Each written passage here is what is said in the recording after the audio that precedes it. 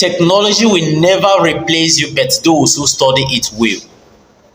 If you were told 4 years ago, that was 2020, that in the year 2024, the job of a waiter or a waitress in a restaurant or hotel will be done by a robot, you will have said no or argued. But take a look at this video.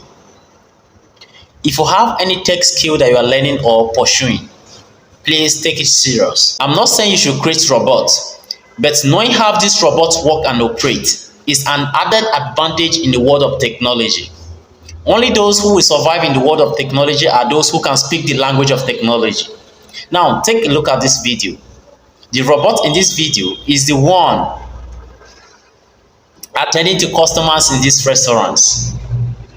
If you get to this kind of restaurants, this is happening in Lagos State.